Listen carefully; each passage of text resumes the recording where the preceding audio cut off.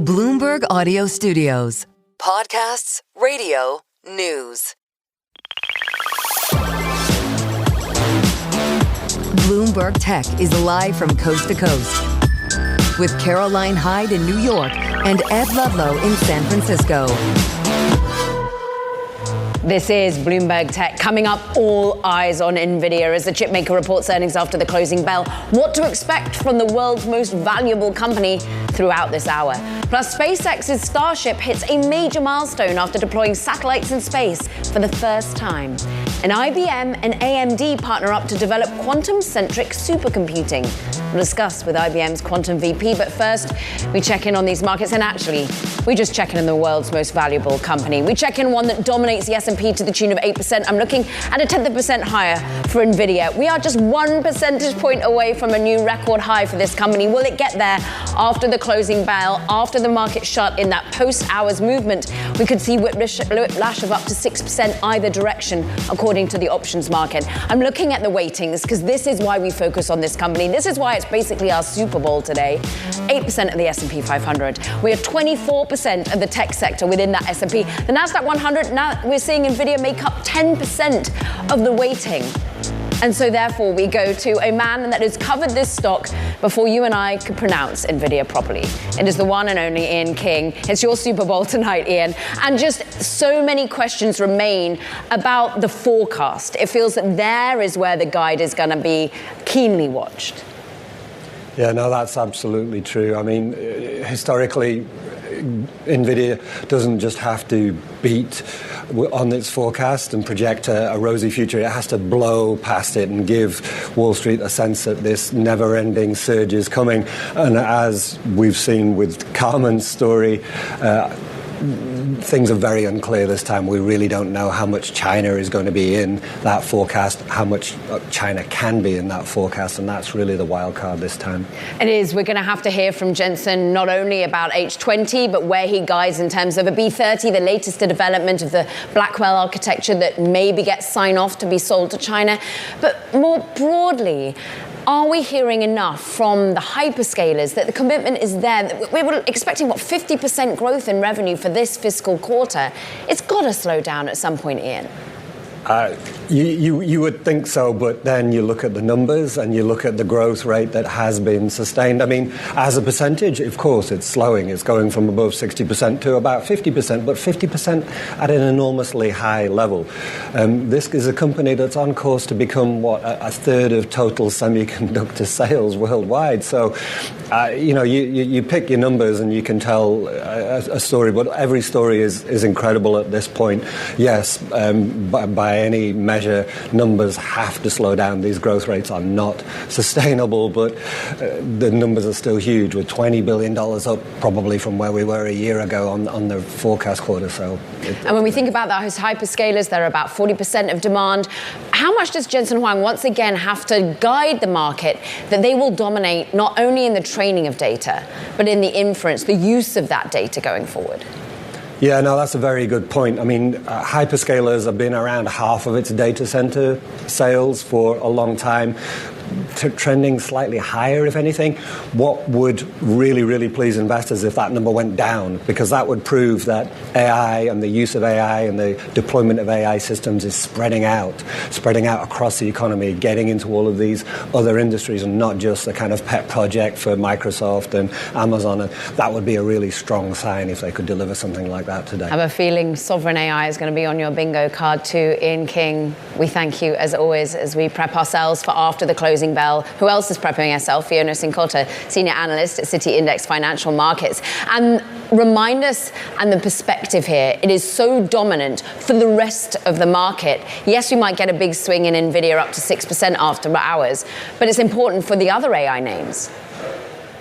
Yes, completely. And I would even go beyond that and say it's not just AI names. This is a stock that, because it dominates and because it is such the litmus test for AI, that actually it has the ability to hit sentiment more broadly. It's such a large component of the S&P 500. We've obviously seen a little bit of caution, actually, as we've been sort of coming into these results. There was that MIT report that just raised some questions about about profitability, revenue growth surrounding sort of 95% of AI projects. And that did cause the market just to question, should we be up at these levels for AI stocks? And I think, that's why there is such a massive focus on these results, not only just with what Nvidia are doing, but what it does mean for the broader AI trade and tech more broadly.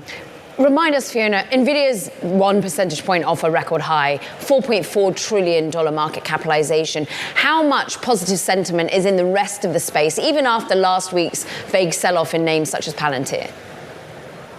Yeah, it's really interesting. I mean, obviously, there is a lot of growth expectations which are priced into these levels.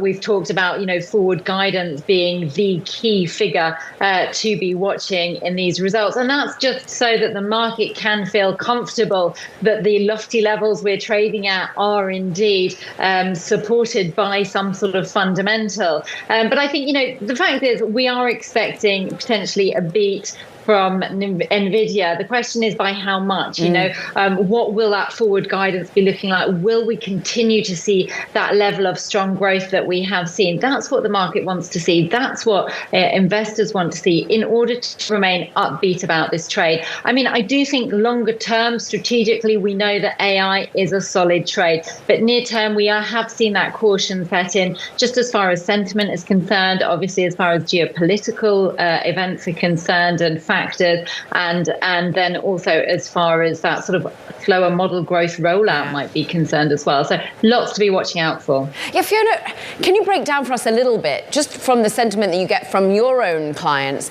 but more broadly, how many people are long only and long-termly committed to this company? Or how many people are on the edges just trading it and could see, therefore, volatility in the name? Yeah, so I mean, this is by far our most popular equity within our business. We've seen that the vast majority of clients are long on Nvidia. And we do see that, there is this longer term sense towards the stock as well. That is something in there. But you also do see a lot of the attempts to trade on that volatility. So, our clients are very keen on this. This is often the busiest day for us, one of the busiest days, and we do find that tomorrow there'll be a lot of conversation and sort of breaking down and unpacking what the results have been telling us as well. So, but we do see that this is one of those rare stocks that we do see both the longer position holding as well as the intraday volatility gets the day traders as well. And it's just so streets ahead of the competition in terms of just market capitalization. I mean, Broadcom is the only other chip maker out there that's above $1 trillion. When you think about AMD, it is but $250 billion in terms of market capitalization compared to Nvidia's, and we're not even going to talk about Intel's. But Fiona, have you seen any of your clients trying to hedge this? How have they been able to think about owning and being long Nvidia and protecting themselves from any downside?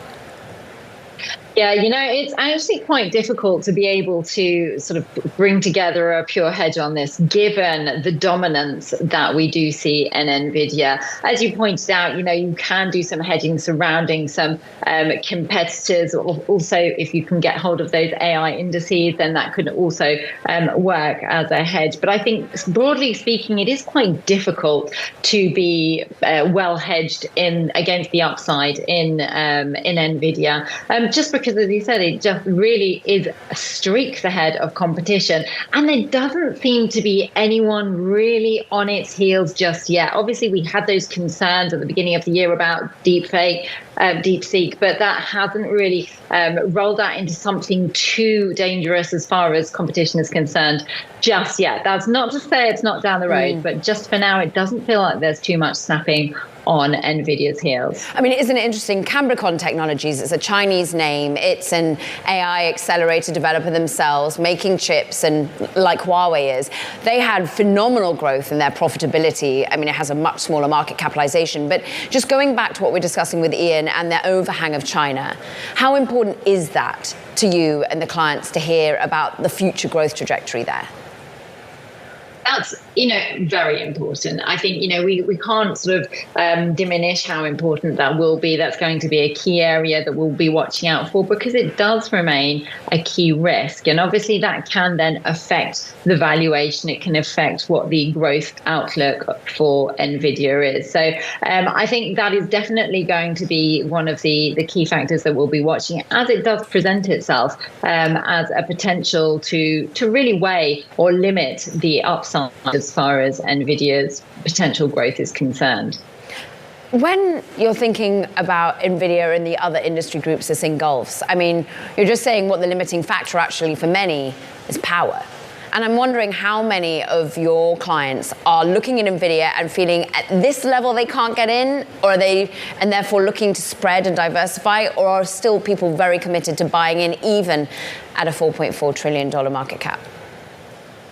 Yeah, do you know, there is still demand out there. We're still seeing demand out there, despite the fact that we are trading at, really impressive levels. But I do think we do still have this idea of the concept that this idea of the AI trade spreading out and diversifying. We've noticed that obviously Nvidia has been the standout performer here, but we are seeing that there have been sort of a strong growth in other areas as well. We've seen the rest of the AI stocks have performed well across the year, and I think there is potential for those to continue performing well on the back of upbeat results from Nvidia. So again, we keep coming back to that idea of, if Nvidia does well, then we see that trickle back down into the rest of that AI trade. If it doesn't, if we see a slight disappointment on that forward guidance, then potentially we could see that really reflecting badly on those other AI stocks as well. So yeah, that's what we'll be watching out for. A lot hinges on 4 p.m. this evening. We thank you, Fiona Cincotta from Citi Index Financial Markets. Now coming up, SpaceX launches its 10th test flight successfully after days of delays. More on that next. This is Bloomberg Tech.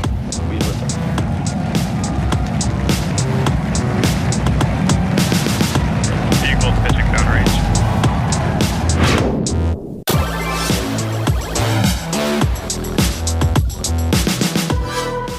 Time now for Talking Tech, and first up, Chinese food delivery company Meituan warns of huge losses this quarter due to a fierce price war with rivals, Alibaba and JD.com. Now, the company issued a dire prediction, citing, quote, irrational competition that wiped out its profit in the June quarter, with net income plummeting 97%. Plus, Chinese AI chip designer Capricorn Technologies, well, it swung to a record profit in the first half. The results reflect an increasing shift to employ domestic chip alternatives, encouraged, of course, by Beijing citing US security concerns and export curb uncertainty. And Apple plans to hold its big fall product launch on September the 9th, when the company is expected to introduce an iPhone 17 lineup that includes a new, skinnier version of the signature device. Now, the event's tagline is awe-dropping, according to an invitation posted online and sent to the media, and it will stream online. Now, another company that we're watching, privately held SpaceX. It has successfully launched its 10th Starship rocket test flight last night, and in a major milestone, it carried and deployed Starlink satellites in space for the first time. This comes after a year marked with pretty explosive setbacks. Bloomberg space reporter Lauren Grush joins us now. And just how important was it that these satellites in particular were deployed? Well, I would say this was the exact kind of test flight that SpaceX really needed to achieve after that volatile year you explained. But in deploying satellites is important because that's kind of one of the key objectives for Starship when it becomes operational. It's supposed to launch the much larger Starlink internet satellites that SpaceX is building and optimized for this specific size spacecraft. So the fact that it was able to demonstrate that shows that they're one step closer to actually using this vehicle as a launch vehicle that can put satellites into orbit. Beautiful shots, but they rounded it out as an overall success. But not everything was too peachy, right? What else did they learn from the re-entry in particular? Right, that re-entry portion is still very difficult for them to perfect, but that is what they're trying to do. They're trying to do something that nobody else has done, which is create a fully reusable vehicle. And so what they're trying to see is if they can bring the Starship back without it disintegrating. Of course, there were some chunks of the vehicle that broke away during that re-entry, but it just goes to show that they have a little bit more to learn on making that reusable orbital heat shield up to snuff and the way that they need it. They say time and time again that sort of failure is the learning process here, but they had a run-up of failures in the years, so this was a key test. Just remind us how this goes forward to replace Falcon 9, because already they've won big contracts with NASA to use this.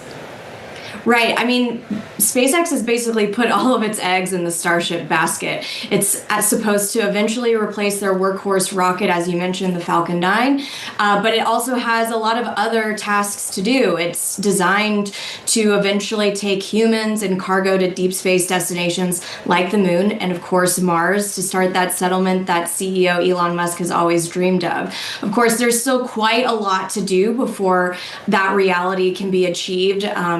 One of the big things is that they'll have to demonstrate in-space orbital refueling at a scale that no one has ever achieved before. And so they mentioned that they hope to demonstrate that as soon as next year, but that's going to be a really big part of actually unlocking this vehicle and making it the deep space vehicle that they advertise it to be. Remote Lauren Grush on all things SpaceX. We so appreciate it. Thank you.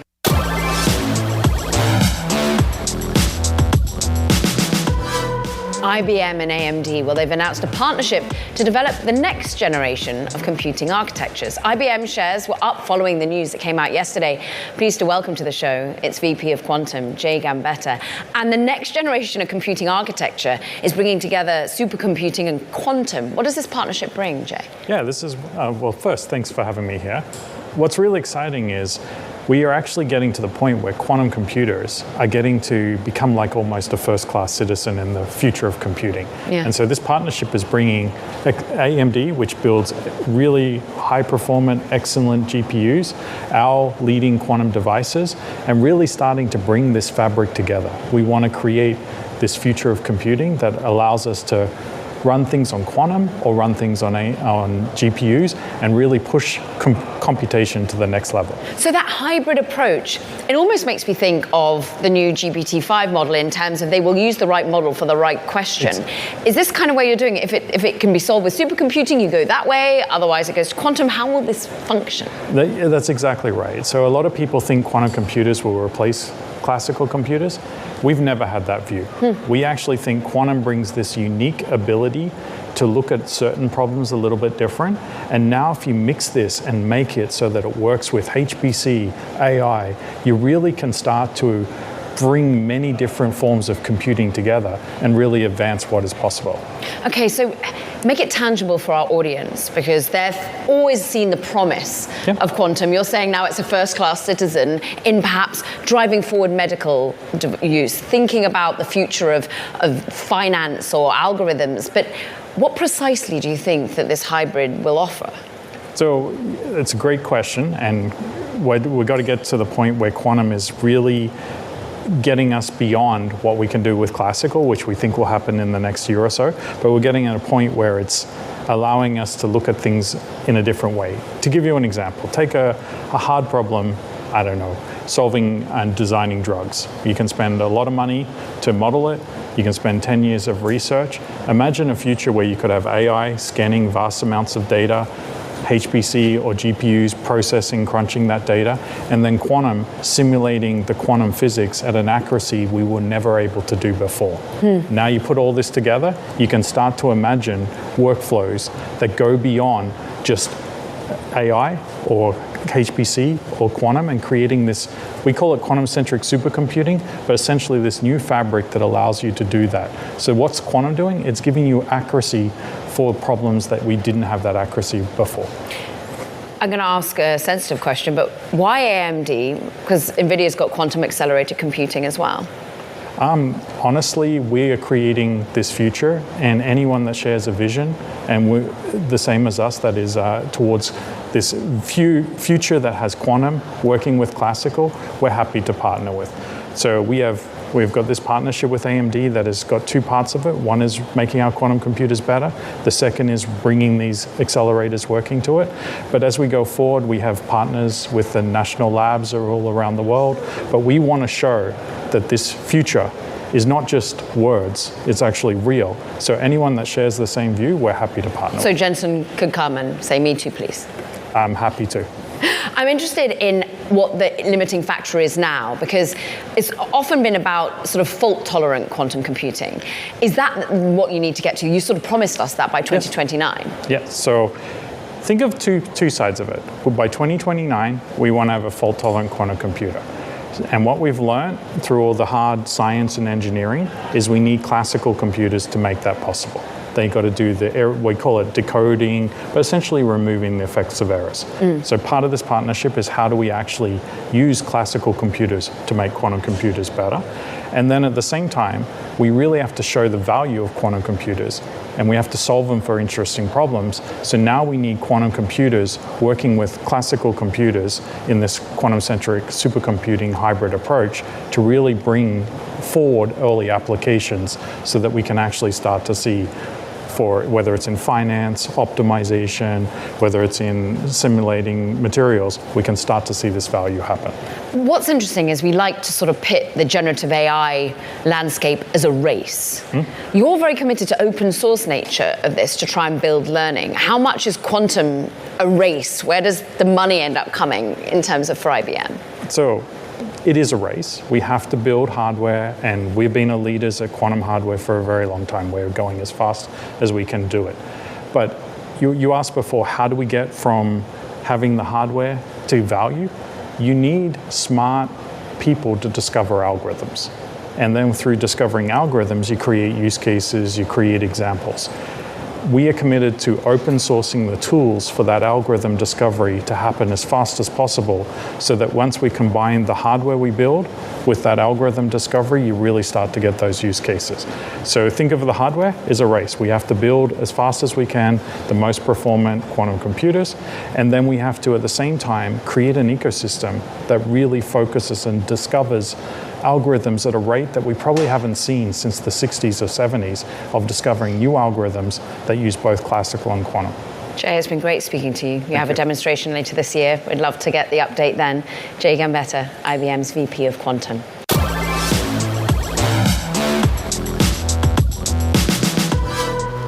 Welcome back to Bloomberg Tech. Let's take a quick look at these markets, which are totally dependent in many ways what happens after the bell. But there have been earnings running up into it, and boy, did MongoDB manage to tell us a story of how AI is going to be helping their business continue to grow. The earnings came out yesterday. We're up 33% on the back of MongoDB's numbers. CrowdStrike, we anticipate after the bell, 1.8% higher. Snowflake, too. What are the AI use cases that they're managing to roll out to their customers and how it affects the database market more broadly? We're up 2.9% ahead of their numbers. But let's get back, of course, in many ways, to the key one in town, and it is Nvidia. We're flat on the day. We're 1% off a record high as we anticipate up to 6% swings in either direction after the market close when earnings come, according to options. Mandeep Singh, head of tech research at Bloomberg Intelligence, joins us now for more. What's interesting is everyone's been questioning the application of generative AI, and there we start to see some software names doing relatively well off the back of earnings after being beaten up. But for you, what's on your bingo card tonight? What do you want to hear from Jensen? I mean, China aside, and nobody knows what's going to happen in China. I don't think they're going to give a lot of clarity on that. But really, it's the complexity of clusters with Blackwell. I mean, one of the value propositions of Blackwell that has been highlighted is the power efficiency, that it's 25 times more power efficient than the Hopper architecture. So what does that do to the cluster sizes? Because in that, $160 billion data center revenue, there's also networking. Networking is determined by the complexity of the compute clusters that all these hyperscalers are building. Now, xAI has the largest cluster, but that doesn't mean they have the best model. So what you really want to do is, how does the cluster size equate to better model performance? And what does this mean going forward? Because at the end of the day, they need to sell these larger clusters to the hyperscale customers that are out there. And yes, they've guided to higher CapEx increases, but we don't know if all of those dollars are going to Nvidia. It could be AMD, it could be their own alternatives. And it's going to be determined by the complexity and the scaling laws, and that's where I think it's important that Blackwell cluster, scaling up results in a better performance and not, the data that all these companies are building up for training their models. So not just in Colossus, but it's making its way into the so-called $50 billion data center that Meta is currently making in Louisiana, if you listen to the US president. Remind us of how impactful Nvidia is compared to competition by what they can just offer you vertically speaking. The fact that they are one-stop shop has just so led them ahead of others in the market. Yeah, I mean, it's the CUDA advantage, right? So because from, all their architectures, when you move to new architecture, they still give you that performance per token per watt, which is their big value proposition. And it's the software layer. Everyone is trying to catch up to them, but clearly they have an advantage when it comes to CUDA. I mean, Google TPU, they've trained their, Gemini on their own chips. The fact that model has caught up in performance to ChatGPT, which was trained mostly on Nvidia, tells you that, at the end of the day, it comes down to what the model companies are doing with the chips, with the data. So how much is the reliance on chips versus how much is the reliance on data? That is what everyone is trying to figure out, and how sustainable of a mode that is. And how many more clients they can have other than just hyperscalers. Yeah. We thank you. Mandeep Singh of Bloomberg Intelligence is going to be across your airwaves throughout the day. Let's stick with NVIDIA. Vlad Galibov is with us. He's a cloud and data center research director of Omdia. And your perspective is so important here. Is NVIDIA light speed ahead of others? Is there insatiable demand? NVIDIA is ahead of others. I mean, we have to be honest with it. NVIDIA has done a very good job. You rightly pointed out this vertical integration, Caroline. It is very important. It is really one of their secret weapons. I think their software stack is great. Their developer ecosystem is very strong. The performance of the GPUs themselves is great, but their secret weapon is NVLink. And I think that that really, at the moment, is unprecedented. So I think we should anticipate an excellent performance from NVIDIA this quarter. Many would say that excellent performance is baked in. But how much does Jensen need to speak of what the Blackwell architecture, Blackwell Ultra, is currently doing, but almost give us the next vision? He's always on to the next thing, onto the Rubin architecture, for example. Mm-hmm. So I think that, I actually am a little bit more bullish on the data center line that you were showing there. I think that the markets might get a positive surprise on data center revenue. There's two aspects of the NVIDIA data center revenue. You have the GPU and CPUs, and then you have the networking. I think that the markets got the temperature on the CPU and GPU right. I think that on networking, there's a little bit more upside that they might not have baked in. I think that what we really need to see, and what I think would be the best thing, is to get a little bit of an outlook from Jensen during earnings. Now, he rarely does this. He typically would only give one quarter outlook. What I would like to see is an outlook to 2026. And I think markets would like to hear some reassurances from him that he is getting positive orders from the hyperscale cloud service providers. And also, there is a lot of opportunity there from the broad market. Some of the incentives that the EU is planning, that Korea is planning, have not kicked in yet. And once those kick in, we're going to see some really nice adoption from the broad market. So sovereign AI, what about China? I think that everyone is waiting to hear about feedback about China. I kind of disagree with Mandeep. I think we will hear it in the earnings today. I think that will be one of the main things. I think Jensen has worked very hard to walk a very fine line between pleasing the US administration and fulfilling demand that he has in China. So I do think a large part of the update that we'll hear today will be about China orders. And, in our numbers, we are baking in that NVIDIA will resume shipments to China. Vlad, what's so interesting is you're the person focused on the disruption in the here and now, the forward-looking trends, the edge computing, the use of silicon. What aren't we talking about then now? Are we still too focused on training? Do we need to think harder about the use of NVIDIA and inference and whether it still has the edge that it has for the heavier compute? I think that probably the one thing that we need to be thinking about is NVIDIA's NVLink has been very instrumental to this ability to have high performance clustering computing. And they call this scale up networking. And until now, they haven't really been challenged in scale-up networking, and those challenges are coming up next year. Broadcom is going to be one of them. An open source consortium is going to be another. But this adoption is likely to bring parity in networking in 2027. So what we'll need to see from NVIDIA is to continue to reinvent themselves. I think that Jensen understands that. I think that he wants to be more than just a silicon company. I think he wants to be a model company. But that reinvention is going to be very necessary because they will really continue to face more and more competition. In terms of the AI opportunity, I think that we're underestimating how many countries have not yet started seeing AI at scale. When the Eurostat has started releasing AI adoption across the EU, and we can see very lump-sided adoption in Denmark, huge adoption in AI within the business sector, in Bulgaria, in Romania, still lagging significantly behind. So that's a lot of opportunity. These enterprises will eventually deploy AI, but the fact that they haven't means there's still a lot of headroom for growth. Oh, Vlad, I've got to therefore ask you about the MIT report and what everyone was worried about, the 95% of pilots not bringing you ROAI. What did you make of it? Okay, so this has been a big debate in my team. I have a wonderful team. We have a lot of debates. So some of my practice leaders believe in this. Some of the other ones have different opinions. I personally think that we are judging AI based on a very first generation of technology. The truth is that it is improving dramatically. And that's one of the things that's driving the demand for computing. We are seeing better model output. And that means that more and more people will adopt. So I think that what will happen is ultimately, I don't think that enterprise pilots will fail. I think that what we'll see is that enterprises will have to continue to pilot again and again and again because their competition will adopt it. If you decide, oh, my pilot failed, I'm not going to try again, then at that point you're leaving yourself susceptible to your competitors actually succeeding with their pilot. So yes, maybe some pilots will fail. You know, I tested several different AI tools in my team and we have swapped them as we have seen better results with others. But the fact that it's failing is not a negative. It doesn't mean that adoption won't happen. So definitely don't judge the first generation of models with the second. Think about what your iPhone does now compared to what it did in 2007.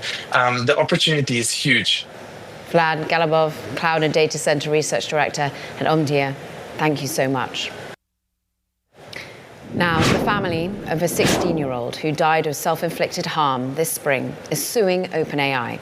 The parents of Adam Rain claim deliberate design choices at ChatGPT that led to this tragedy.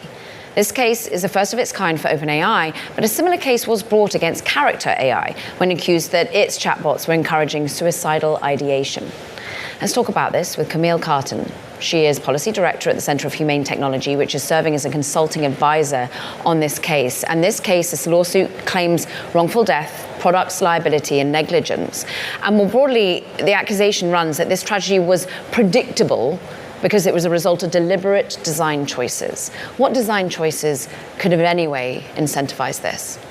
Yeah, well, thank you for having me. Let me first start by saying that everything I say is on behalf of the Center for Humane Technology. It does not represent the views of the family or the legal team.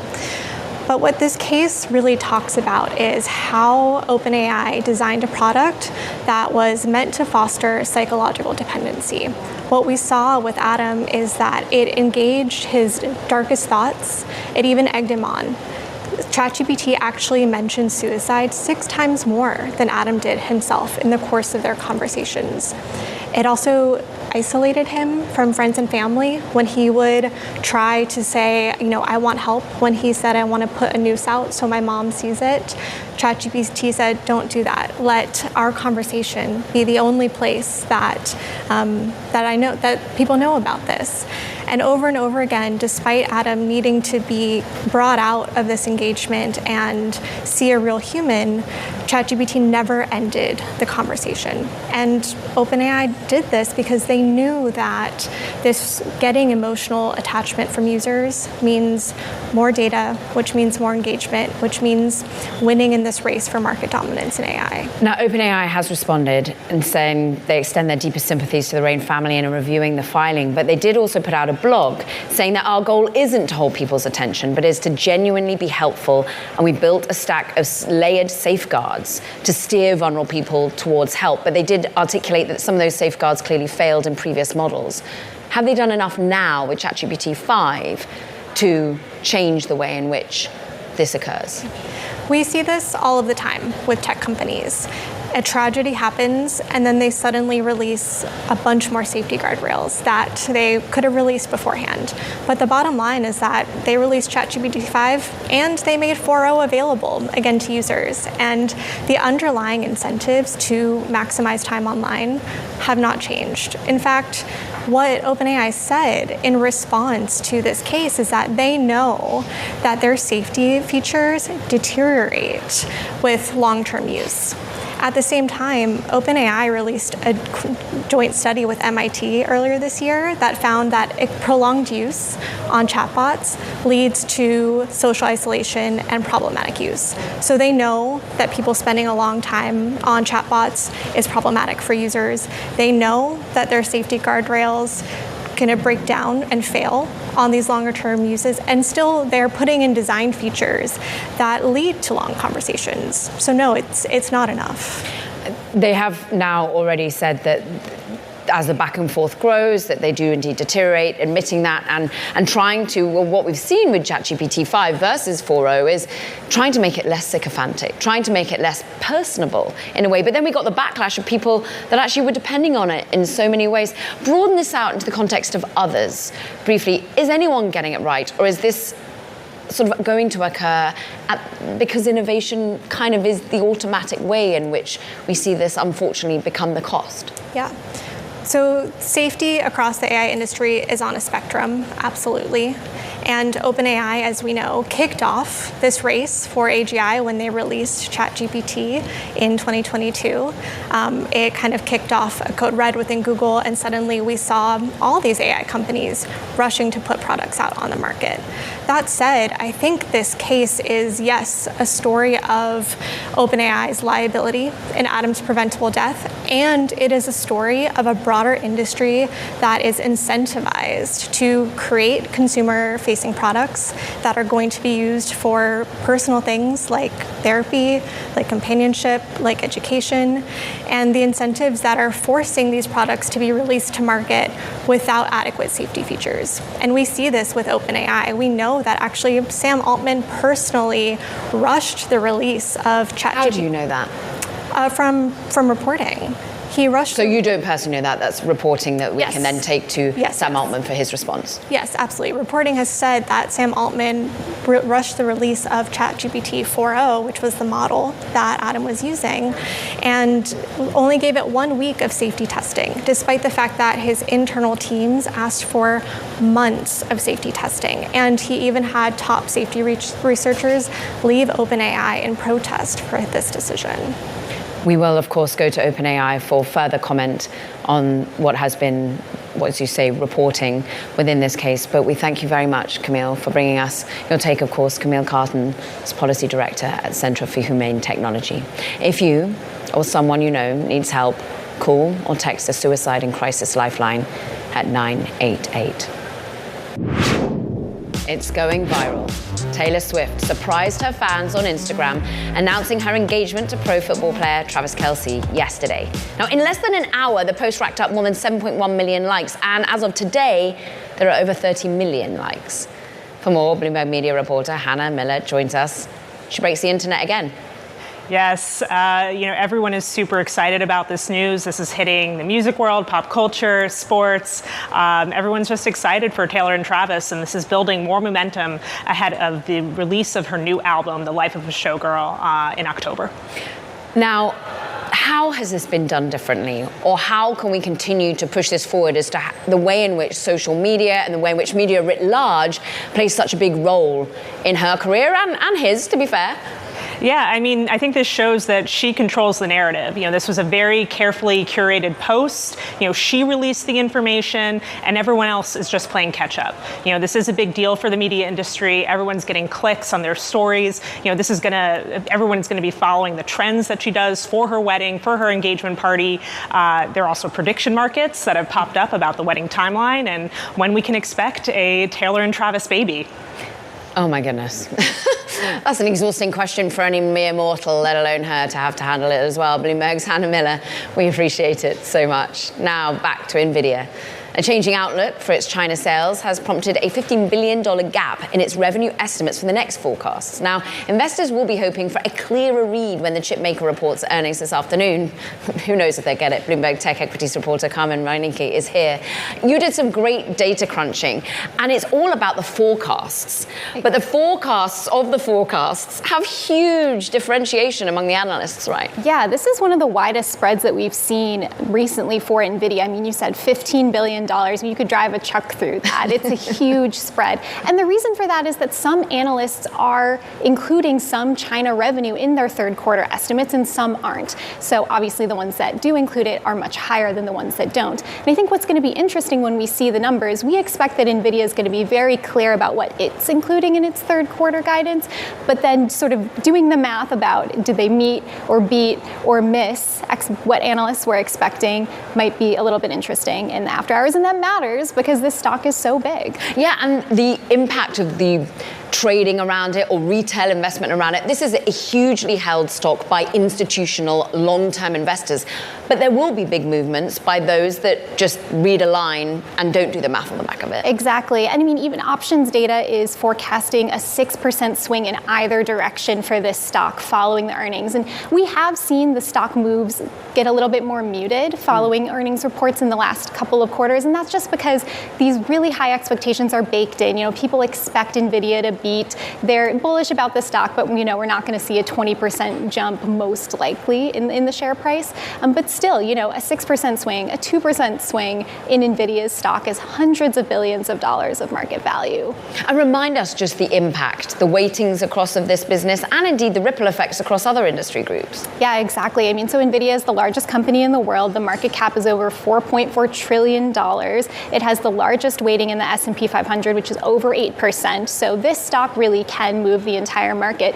And in addition to being sort of the kingpin for all things AI, which is obviously super important, huge theme in the market today, it touches so many other industries. I mean, we've seen energy stocks, booming off of AI demand. So what Nvidia says matters for the entire market. We hang on Jensen's every word. Bloomberg, Carmen Reineke, we thank you so much. Stick around, because on Bloomberg this afternoon, we have got extended coverage of Nvidia's earnings results. You do not want to miss that. Tune in from 3:50 onwards. I'm luckily going to be joining Romain and the team. And that does it for this edition of Bloomberg Tech. Also, don't forget to check out our podcast. You can find it on the terminal as well as online on Apple, Spotify, and iHeart. From New York, this is Bloomberg Tech.